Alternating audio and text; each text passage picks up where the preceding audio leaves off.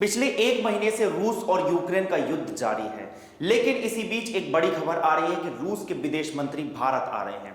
क्या है ये पूरी खबर और क्यों आ रहे हैं विदेश मंत्री, आइए जानते हैं। नमस्कार, मेरा नाम है पीयूष परमार और आप देख रहे हैं बिग हेडलाइंस। रूस के विदेश मंत्री सर्गेई लावरोव 31 मार्च से 2 दिवसीय आधिकारिक यात्रा पर भारत आ रहे हैं। विदेश मंत्रालय ने बुधवार को यह जानकारी दी। यूक्रेन के खिलाफ 24 फरवरी को रूस द्वारा शुरू किए गए सैन्य अभियान के बाद यह उनकी पहली भारत यात्रा है। लावरोव के चीन की 2 दिवसीय यात्रा समाप्त करने के बाद भारत की यात्रा पर आने की उम्मीद है। विदेश मंत्रालय ने एक लाइन में कहा कि रूस के विदेश मंत्री सर्गेई लावरोव 31 मार्च से 1 अप्रैल तक भारत के आधिकारिक दौरे पर आएंगे। समझा जाता है कि लावरोव की यात्रा के दौरान भारत द्वारा रूस से तेल और द्विपक्षीय कारोबार के लिए भुगतान प्रणाली पर चर्चा होगी।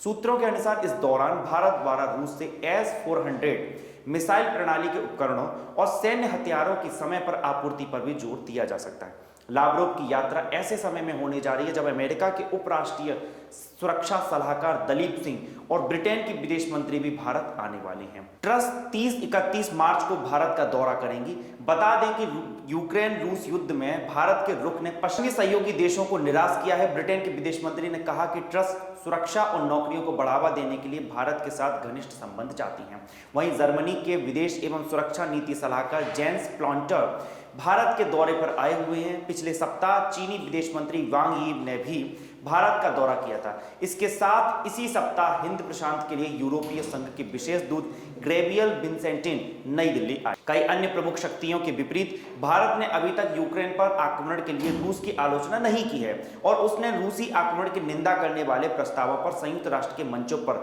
मतदान में हिस्सा लेने से परहेज किया है। वहीं पिछले बृहस्पतिवार को यूक्रेन में मानवीय संकट को लेकर रूस द्वारा पेश प्रस्ताव पर मतदान के दौरान भी भारत अनुपस्थित रहा।